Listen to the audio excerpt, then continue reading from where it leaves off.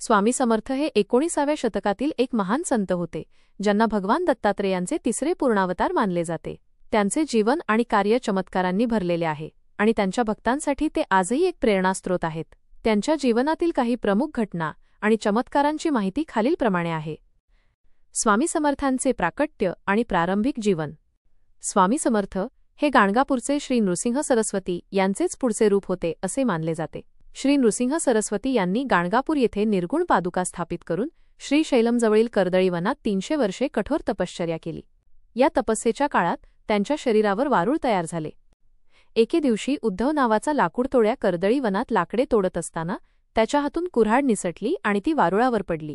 उद्धवाचे निमित्त साधून स्वामी महाराजांना भक्तांच्या कल्याणासाठी प्रकट व्हायचे होते। कुऱ्हाड वारुळावर पडताच त्यातून रक्ताची धार उडाली आणि क्षणातच दिव्य प्रकाश पडून उद्धवासमोर एक आजानुबाहू तेजस्वी मूर्ती प्रकट झाली। तेच अक्कलकोटचे स्वामी समर्थ महाराज होते।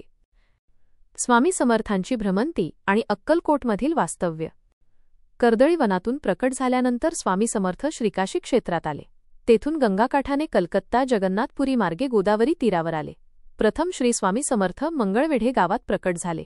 तेथे ते रानात वास्तव्य करत क्वचित गावात येत असत। गावात एक ब्राह्मण कुटुंब होते। ते स्वामी महाराज गावात आले की त्यांना भोजन देत असत। मंगळवेढ्याहून स्वामी पंढरपूर, मोहोळ, सोलापूर येथे वास्तव्य करून अक्कलकोटला आले। सुमारे 1856 मध्ये त्यांचे अक्कलकोटमध्ये आगमन झाले आणि त्यांनी तेथे 22 वर्षे वास्तव्य केले। अक्कलकोटमध्ये आल्यावर 3 दिवस त्यांनी अन्नग्रहण केले नव्हते। चोळाप्पा नावाच्या एका भक्ताने त्यांना आपल्या घरी नेले आणि भोजन दिले। तेव्हापासून चोळाप्पा स्वामींचे एकनिष्ठ शिष्य झाले। सुरुवातीला चोळाप्पांच्या घरातील लोक त्यांना एक वेडा घरात आणून ठेवला आहे असे म्हणत, परंतु हळूहळू स्वामींच्या दिव्यत्वाची प्रचिती अक्कलकोटमधील लोकांना येऊ लागली आणि लोक त्यांच्या दर्शनासाठी येऊ लागले। राजेसाहेब भोसले यांचीही स्वामींवर दृढ भक्ती झाली। स्वामी समर्थांचे काही प्रसिद्ध चमत्कार।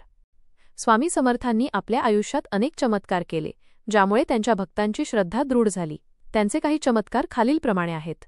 भुकेल्या स्त्रीला अन्न देणे। एकदा एक गरीब स्त्री अत्यंत भुकेली होती। तिला काहीही खायला मिळत नव्हते। तिने स्वामींकडे मदतीची याचना केली। स्वामींनी तिला एका ठिकाणी नेऊन तिला एका झाडाखाली बसण्यास सांगितले।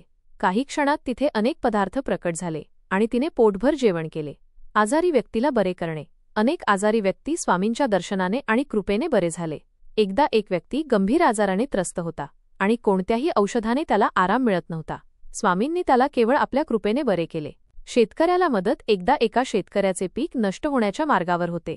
त्याने स्वामींकडे धाव घेतली। स्वामींनी त्याला आशीर्वाद दिला आणि त्याचे पीक वाचले। चोळाप्पांच्या घरातील चमत्कार। चोळाप्पांच्या घरात सुरुवातीला स्वामींना वेडा म्हटले जात असे, परंतु स्वामींच्या कृपेने चोळाप्पांच्या घरात भरभराट झाली आणि स्वामींच्या दिव्यत्वाची प्रचिती घरातील सर्वांना आली। चिनी दाम्पत्याचे गर्वहरण। अक्कलकोटमध्ये वास्तव्यादरम्यान स्वामींनी एका विलासी चिनी दाम्पत्याचा गर्वहरण केला आणि त्यांना योग्य मार्गावर आणले। स्वामींचे उपदेश आणि तत्वज्ञान।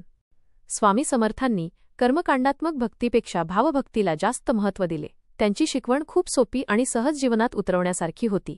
त्यांचे काही महत्त्वाचे उपदेश। स्वतःवर विश्वास ठेवा। स्वामी सांगत की जेव्हा तुम्ही कोणासाठी काहीतरी चांगले करता तेव्हा तुमच्यासाठी देखील कुठेतरी चांगले घडत असते, फक्त ते दिसत नाही। अहंकार सोडून द्या। मनुष्याला अहंकार नसावा, फक्त समाधान असावे। अहंकारामुळेच मनुष्य 84 लक्ष योनी फिरत राहतो। कर्तव्य पालन। ईश्वर काळजी घेईल, पण आपल्या कर्तव्याकडे दुर्लक्ष करू नका। विवेकाने वागा, दुसऱ्याचे ऐका, पण आचारात आणण्यापूर्वी त्याला आपल्या बुद्धीच्या कसोटीवर तपासा। विवेकाने त्या सल्ल्याची पारख करा। श्रद्धा आणि एकनिष्ठा। शिष्याने गुरुशी एकनिष्ठ असावे। कितीही संकटे आली तरी गुरुची कास सोडू नये। स्वामी समर्थांची समाधी। श्री स्वामी समर्थ महाराजांनी रविवार 30 एप्रिल 1878 रोजी चैत्र वद्य त्रयोदशी शके 1800 बहुधान्य नाम संवत्सर अक्कलकोट येथे वडाच्या झाडाखाली आपला देह ठेवला। नंतर श्री स्वामी समर्थ यांना त्यांचे परमशिष्य चोळाप्पा यांच्या इच्छेनुसार त्यांच्या निवासस्थानाजवळ समाधिस्थ करण्यात आले। स्वामी समर्थांचे जीवन हे भक्तांसाठी एक मार्गदर्शक आहे। त्यांच्या कथा आणि उपदेश आजही अनेकांना संकटातून मार्ग काढायला मदत करतात आणि जीवनात सकारात्मकता आणतात। तुम्ही स्वामी समर्थांच्या कोणत्या विशिष्ट कथेबद्दल अधिक जाणून घेऊ इच्छिता का?